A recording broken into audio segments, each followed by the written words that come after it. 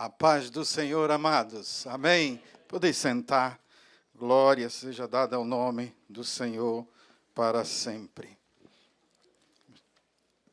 Nós estamos, como já falamos, meus amados, felizes pelo prazer que o Senhor nos está concedendo de podermos estar aqui junto com os irmãos, louvando e engrandecendo o nome do Senhor, participando deste culto que é uma festa. Amém? É uma festa porque é onde Jesus está, a festa, onde Jesus está, a alegria, aonde Jesus está, amados, algo de sobrenatural acontece. Amém? Glória seja dada ao nome dele para todos sempre. Eu quero ler, amados, uma palavra no livro o Evangelho de João, o capítulo de número 19, do versículo 17 ao 24. Capítulo 19 de João, do versículo 17 ao 24, que nos diz assim a palavra do Senhor. E levando ele às costas a sua cruz, saiu para o lugar chamado Calvário, que em hebraico se chama Gólgota, onde o crucificaram, e com ele outros dois, um de cada lado, e Jesus no meio. E Pilatos escreveu também um título e pô-lo em cima da cruz, e nele estava escrito: Jesus Nazareno, Rei dos Judeus. E muitos dos judeus leram este título, porque o lugar onde Jesus estava crucificado era próximo da cidade. E estava escrito em hebraico, grego e latim. Diziam, pois, os principais sacerdotes dos judeus a Pilatos: não escreva Rei dos Judeus, mas que ele disse: sou Rei dos Judeus. Respondeu Pilatos: o que escrevi, escrevi. Tendo, pois, os soldados crucificado a Jesus, tomaram as suas vestes e fizeram 4 partes para cada soldado uma parte, e também a túnica. A túnica, porém, tecida toda de alto a baixo, não tinha costura. Disseram, pois, uns aos outros: não a rasguemos, pois lancemos sorte sobre ela, para ver de quem será. Isso foi assim, para que se cumprisse a Escritura, que diz: dividiram entre si as minhas vestes, e sobre a minha túnica lançaram sortes. Os soldados, pois, fizeram essas coisas. Amém. Glorificado e exaltado seja o nome do nosso Senhor e Salvador para sempre. Estes versículos, meus amados, que nós temos lido, ele nos fala de algo que todos nós conhecemos muito bem, que é a cruz do Senhor Jesus Cristo. A cruz que se tornou um símbolo do cristianismo por todo o mundo. Porém, com o passar dos tempos, nós podemos ver que, nos dias atuais, este símbolo tem perdido muito do seu verdadeiro significado e também mensagem, ficando apenas reduzida como uma joia de luxo para ser pendurada no pescoço das pessoas ou por um desenho a ser tatuado, a um objeto para ser pendurado na parede, sem falar que ela também tem se tornado em um objeto místico, no qual supostamente é usada para espantar o mal, e também tem sido usada como um objeto de idolatria.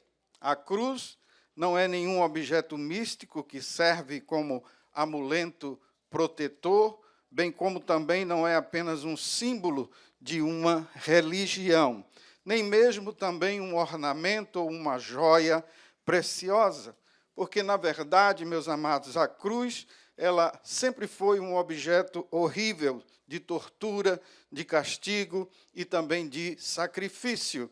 Na cruz, o crucificado ele era humilhado publicamente, ele sofria dores terríveis, até a morte, e o objetivo da crucificação era tão somente envergonhar o condenado e fazer de sua punição um exemplo para todas as outras pessoas.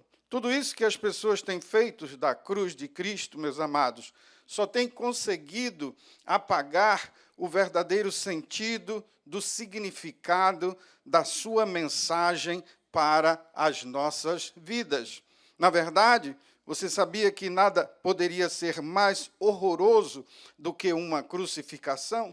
Se as pessoas do primeiro século tivessem, amados, a oportunidade de ver o que se tem feito da cruz nos nossos dias, com certeza elas ficariam escandalizadas, pois a cruz sempre foi um instrumento brutal e humilhante de tortura e de execução. No entanto, a cruz de Cristo é o símbolo do cristianismo e o nosso reconhecimento para, com a mensagem que ela expressa, vai determinar o nosso destino eterno. Talvez você pode estar me perguntando, pastor, o que há de diferente, então, na cruz de Cristo? Porque ela se tornou símbolo do cristianismo, se ela era e ainda é considerada como um símbolo de horror. Por que tanta coisa com a cruz de Cristo, se ela não foi a única? Se muitos foram crucificados antes e depois também de Jesus. No próprio dia em que Jesus morreu na cruz, havia 2 crucificados ao seu lado. E muitos dos primeiros cristãos também foram crucificados.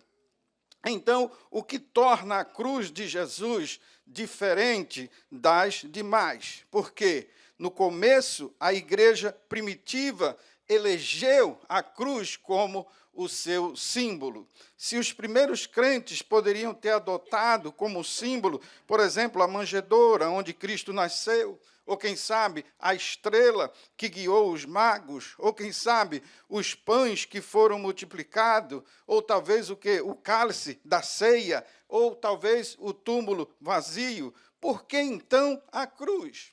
Porque tudo, a cruz de Cristo, ela é a única por causa da mensagem que ela nos dá. Como nós podemos ver em 1 Coríntios, capítulo 1, versículo 18 a 24, que Paulo nos fala assim, porque a palavra da cruz é loucura para os que perecem, mas para nós que somos salvos é poder de Deus. Porque está escrito, destruirei a sabedoria dos sábios e aniquilarei a inteligência dos inteligentes. Onde está o sábio? Onde está o escriba? Onde está o inquiridor deste século? Porventura não tornou Deus louca a sabedoria deste mundo? Visto como na sabedoria de Deus o mundo não conheceu a Deus pela sua sabedoria, aprove a Deus salvar os crentes pela loucura da pregação, porque os judeus pedem sinais e os gregos buscam sabedoria, mas nós pregamos a Cristo crucificado, que é escândalo para os judeus e loucura para os gregos, mas para os que são chamados, tanto judeus como gregos, lhe pregamos a Cristo, poder de Deus e sabedoria de Deus. Vejam, meus amados, nós como cristãos não somos devotos de uma cruz. Nós não adoramos ou admiramos uma cruz. Nós tampouco levamos ela pendurada no pescoço. Mas nós amamos, sim, a mensagem que ela nos dá. Pois quando vemos uma cruz, ela nos fala que um dia você e eu, há mais de 2000 anos atrás, estávamos ou nos encontrávamos lá no Calvário, tendo os nossos pecados perdoados pelo sacrifício vicário de Jesus sobre aquela cruz.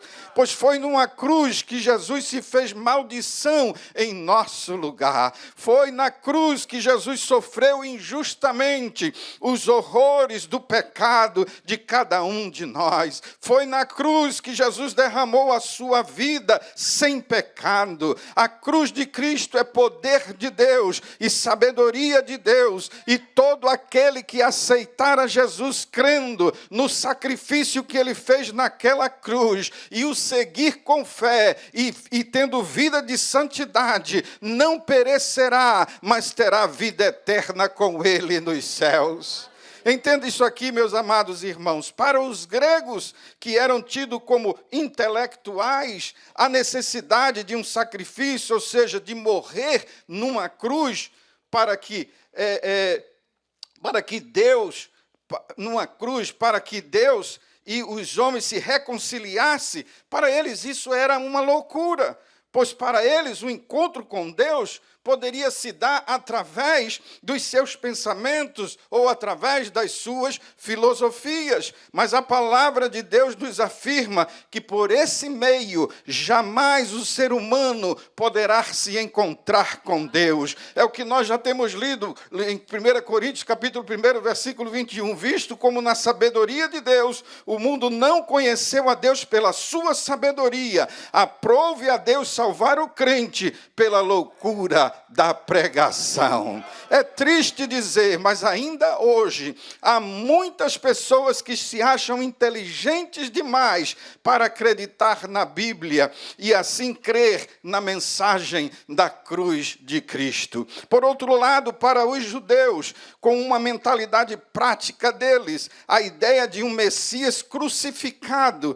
era para eles um grande escândalo. Para eles, Deus jamais se rebaixaria a isso, pois para os judeus nem sequer a palavra cruz, meus amados, era pronunciada no meio deles, pois para eles era desonroso pronunciar essa palavra. Para eles a cruz era a mais terrível forma de castigo para um condenado, pois era destinada aos ladrões, aos assassinos, aos estrupadores, aos rebeldes, a todos os transgressores da lei. É triste dizer, mas nos dias atuais há muitos líderes evangélicos que para eles a cruz também é um escândalo, pois o que mais eles pregam é tão somente a prosperidade e um cristianismo sem luta, sem prova, sem dor e também sem cruz. E o mais triste de tudo isto é vermos que há crentes e até igrejas que por causa destas distorções do Evangelho de Jesus têm vergonha também da cruz de Cristo, pois é o que eles mais querem, é serem aceitos pela sociedade atual, é serem aceitos pelos amigos, preferindo serem politicamente corretos, e assim apagam a mensagem da cruz das suas conversas e também das suas pregações. Que nós possamos, meus amados, seguir sempre o exemplo do apóstolo Paulo, que não tinha vergonha da mensagem da cruz de Cristo, pois o tema da sua pregação sempre foi Jesus e este crucificado. Veja o que ele fala em uma das suas pregações, 1 Coríntios, capítulo 1, versículo 23. Nós, porém, pregamos a Cristo crucificado. 1 Coríntios, capítulo 2, versículo 2. Pois decidi nada saber entre vocês, a não ser Jesus Cristo e este crucificado. Gálatas, capítulo 2, o versículo 20. Já estou crucificado com Cristo, e agora não vivo mais eu, mas Cristo vive em mim. Meus amados, a palavra evangelho significa boas novas, e a maior boa nova do evangelho de Jesus Cristo é que quem crer no sacrifício que ele fez naquela cruz, lá no Calvário, pode ser perdoado dos seus pecados, pode ter seu relacionamento com Deus restaurado, e depois da morte pode ressuscitar e ter vida eterna com Deus nos céus. Aleluia! Esta é a tremenda mensagem que a cruz de Cristo nos traz. Não existe nenhum grande mistério nisso, tão somente que Jesus, por amor a você e a mim, morreu em nosso lugar naquela cruz, pagando a dívida dos nossos pecados, a dívida que pesava contra nós. E todo aquele que entende e aceita esta verdade e reconhece que é pecador e se arrepende dos seus pecados e decide entregar a sua vida a Jesus, será salvo. Romanos capítulo 10 e o versículo 9, se com a tua boca confessares que Jesus é o Senhor e crê em seu coração que Deus o ressuscitou de entre os mortos, será salvo. Mas o mais interessante da mensagem da cruz é que para você e para mim, ela é uma mensagem desafiadora. Veja, meus irmãos, na verdade a mensagem da cruz tem o poder de confortar os perturbados, mas por outro lado, ela também perturba aqueles que são confortados, pois para os que estão angustiados, a mensagem da cruz ela traz alegria nos seus corações. Para os que estão enfermos, a mensagem da cruz ela traz cura. Para os que estão perdidos, a mensagem da cruz ela aponta a direção. Para os que estão na escuridão, a mensagem da cruz ela traz luz para as suas vidas. Agora, para aqueles que estão acomodados, a mensagem da cruz ela traz uma sacudida. E isso acontece porque através da mensagem da cruz nós somos confrontados com a gravidade dos nossos pecados, e assim podemos ver que como ele é ofensivo aos olhos de Deus, e assim podemos ver também que temos a responsabilidade que é ser verdadeiramente discípulo de Jesus, pois assim como ele tomou a sua cruz, nós através da mensagem da cruz dele, somos desafiados a tomar também a nossa cruz para segui-lo através de uma vida de santidade, através de uma vida no altar, através de uma vida de integridade, de honestidade, uma vida de fé e de amor, para que assim possamos estar à altura do preço que ele pagou por nós naquela dura cruz. Você sabia que aquela cruz nunca foi para Jesus? A cruz nunca foi para Jesus. Aquela cruz que Jesus levou era para Barrabás. Aquela cruz que Jesus levou era para Herodes. Aquela cruz que Jesus levou, ela era para Pilatos. Aquela cruz que Jesus levou era para os filisteus. Aquela cruz que Jesus levou era para os soldados romanos, mas nunca para Jesus. Aquela cruz que ele levou era para os judeus, era para os seus discípulos, era para Caifás, era para os gentios, era até para Judas, o traidor. Aquela cruz que ele levou era para aqueles ladrões que estavam ao seu lado. Aquela cruz que ele levou era para toda a humanidade. A cruz era para nós como a sua igreja, a cruz era sua, aquela cruz era minha, aquela cruz era nossa, mas nunca foi para ele. Sabe por que ela não era para Jesus? Por quê? Porque ele era e é o Cordeiro de Deus sem mancha, imaculado, santo, sem pecado. Ele sempre foi justo, inocente, amoroso, protetor, regenerador, glorificador, doador. Ele sempre foi perfeito, ele sempre foi Senhor, ele sempre foi Rei e Redentor das nossas vidas. Vejam, meus amados, o homem lá no jardim do Éden, ele desobedeceu ao seu Criador e deu ouvido à serpente, deixando o pecado entrar em seu coração. E, consequentemente, com isto, entrando também em toda a raça humana. Todos nós sabemos que o pecado é a única coisa que nos separa de Deus. Porém, Deus, em sua onisciência, já sabendo que o homem iria pecar, ele proveu o cordeiro morto antes da fundação do mundo. Quando nós lemos os evangelhos sinópticos, e nós observamos que eles começam falando do nascimento terrenal de Jesus. Como Mateus, ele começa falando sobre a genealogia de Jesus. Marcos começa falando sobre o nascimento de João Batista. E Lucas começa falando do nascimento de Jesus, de João Batista, e depois de Jesus aqui na terra. Agora, eu li propositalmente o livro de João, porque eu gosto muito da mente de João. Eu gosto muito da visão que João tinha. Porque João, quando começa o seu evangelho, ele começa diferente. João, ele vai lá atrás. João, ele não começa com nada aqui na terra. João, ele vai lá para a eternidade. E ele começa a falar de Jesus dessa forma. E ele diz, no princípio, era o Verbo.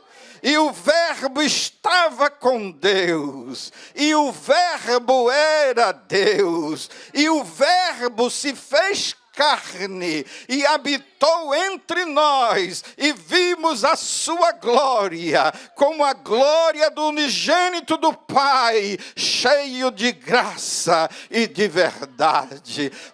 Em outras palavras, ele começa dizendo, aquilo que Mateus começou falando, do nascimento dele aqui, aquilo que Marcos começou falando, mas eu quero apontar para vocês algo diferente. Eles começaram com a humanidade dele, mas ele não é somente este que nasceu aqui, não. Eu quero falar para vocês que no princípio,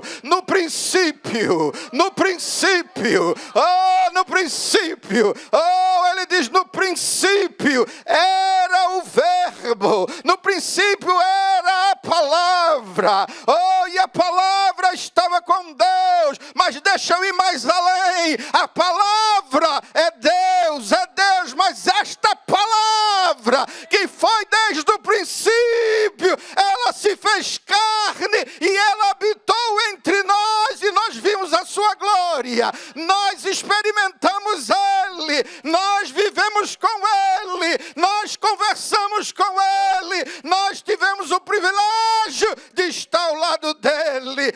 Louvado seja o nome do Senhor para sempre. Em outras palavras, João não estava muito interessado em mostrar a genealogia terrestre, ou seja, João não registra nenhuma genealogia, nem sua linhagem legal através de José, nem tampouco a sua linhagem pessoal através de Maria. Em outras palavras, João não narra seu nascimento. Por quê? Porque ele era no princípio.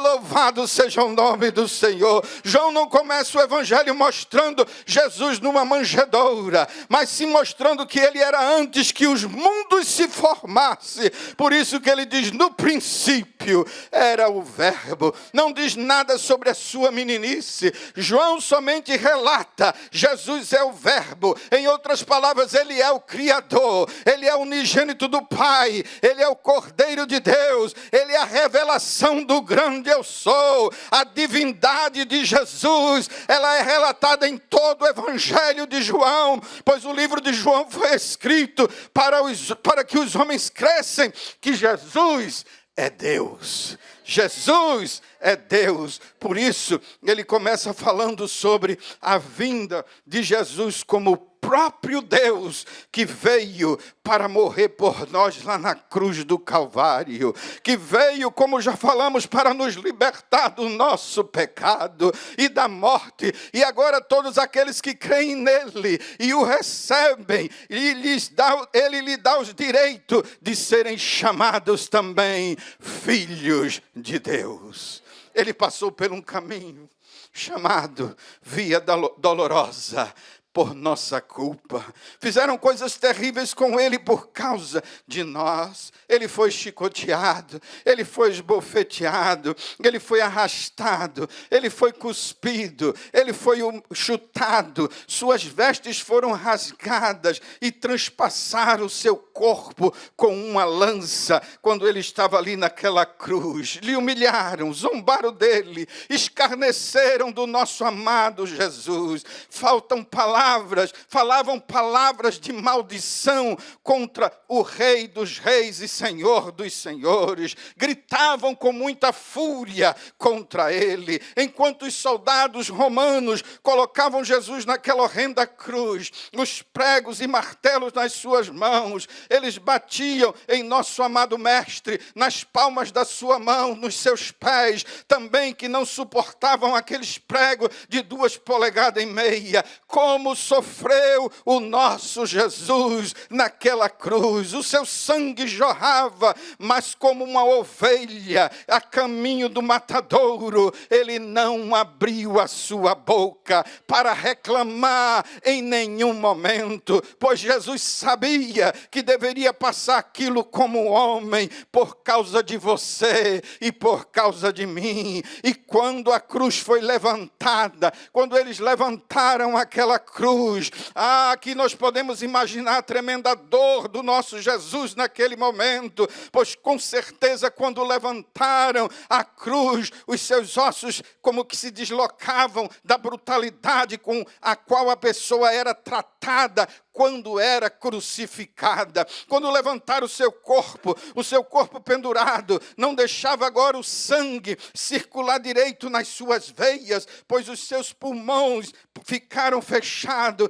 e ele sentia-se como que asfixiado durante aquelas 3 horas de agonia que ele passou naquela cruz, onde ele teve febre, e por ele ter febre ele pediu água, porque estava sentindo sede, mas não deram água a Jesus e lhe deram vinagre, e vinagre contém elemento anestésico, mas a Bíblia diz que Jesus, provando, ele não bebeu vinagre, ele não engoliu vinagre. Na verdade, Jesus queria passar todo o sofrimento por causa de nós, a sua igreja. Se ele tivesse ingerido aquele vinagre, a cruz não seria cruz, seria talvez uma mesa de cirurgia, porque cruz, para ser cruz, ela tem que ter sofrimento. Cruz, para ser cruz, tem que ter dor. Cruz, para ser cruz, tem que ter angústia. Cruz, para ser cruz, tem que ter derramamento de sangue. Cruz, para ser cruz,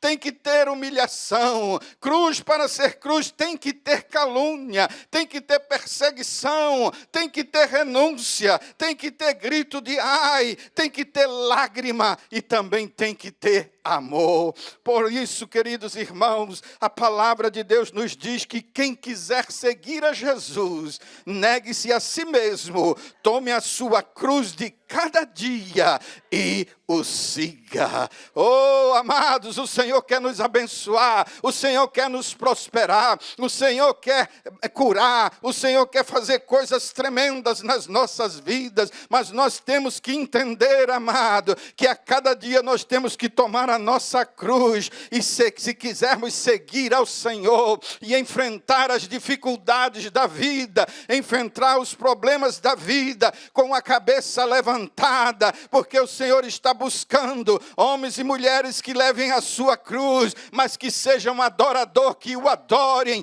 em espírito e em verdade. E o adorador que adora em espírito e em verdade, ele não reclama, ele não anda se queixando, mas ele anda louvando e adorando aquele que vive e reina pelos séculos dos séculos.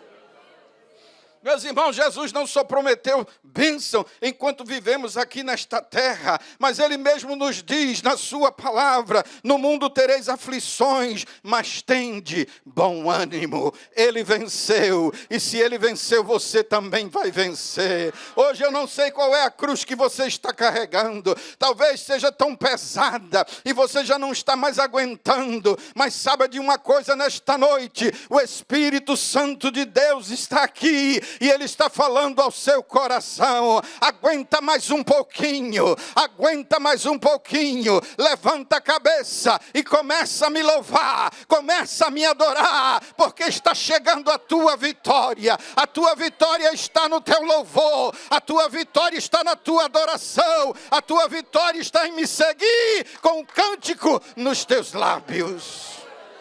Tenha bom ânimo, tenha bom ânimo. Tenha bom ânimo, Ele está falando com você nesta noite. A minha morte lá na cruz do Calvário, porque hoje mesmo eu estou te dando força, hoje mesmo eu estou contigo ao teu lado, hoje mesmo eu estou contigo ombro a ombro, e eu vou te levar, mesmo que haja dor, mesmo que você esteja gemendo, mas continue louvando, continue me engrandecendo, continue me agradecendo, porque a vitória logo chegará para a sua vida. Ele passou por tudo que nós deveríamos passar. Portanto, creia, Ele sabe o que você está passando. Ele sabe tudo o que está acontecendo com você. Por isso você pode entregar o seu caminho ao Senhor e confiar nele. Porque ele morreu, mas ao terceiro dia ele ressuscitou. Ele venceu a morte. Veja isso aqui, meus amados. A morte, ela estava acostumada a vencer todos os seres humanos. Ela venceu grandes homens. Ela venceu reis poderosos. Ela venceu os faraós da vida. Ela venceu os Césares da vida. Ela venceu Buda. Ela venceu Confúcio. Ela venceu Mohammed. Ela venceu Gandhi. Ela venceu Hitler. Ela venceu Stalin. Ela venceu Mussolini e tantos outros. Ela estava acostumada a vencer, a vencer, a vencer. Mas um dia, oh, aleluia, será que você pode glorificar? Um dia ela se encontrou com um homem que ela pensou que tinha vencido como os outros. Ela disse, não se preocupe.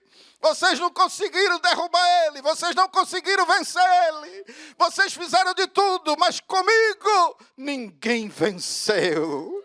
E esse está vencido, ele morreu. Eu traguei ele. Oh, meus amados irmãos, mas teve um momento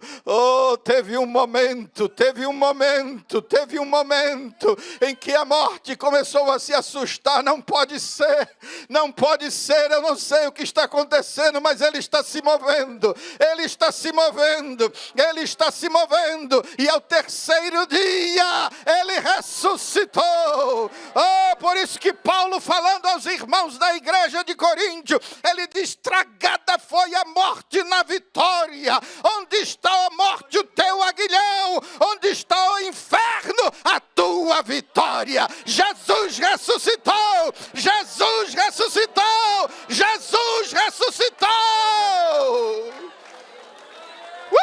Foi na cruz que Jesus decretou a vitória sobre a morte. Por isso, quando olhamos para Cristo, Cristo que venceu na cruz, nós recebemos paz, nós recebemos consolo, nós recebemos proteção, nós recebemos coragem, nós recebemos regeneração, nós recebemos segurança, nós recebemos socorro, nós recebemos alívio, alento, renovo, nós recebemos fé e alegria para caminhar a cada dia de vitória em vitória. Meus amados, eu vou terminar. É triste dizer, mas quantos e quantos hoje em dia, até alguns que se dizem crente, não estão dando mais crédito ao que Jesus fez na cruz do Calvário. Por isso, nós devemos amar a mensagem da cruz. Por isso que nós, amados, como sua igreja, devemos nos render à mensagem da cruz. Por isso que eu amo aquele hino da nossa harpa cristã, 291, que diz assim, rude cruz se erigiu, dela um dia fugiu, como emblema de vergonha e dor. Mas contemplo essa cruz, porque nela Jesus deu a vida por mim, pecador. Pode levantar, pastor? Vamos levantar, amados. Sim, eu amo a mensagem da cruz, até morrer eu a vou proclamar. Levarei eu também minha cruz.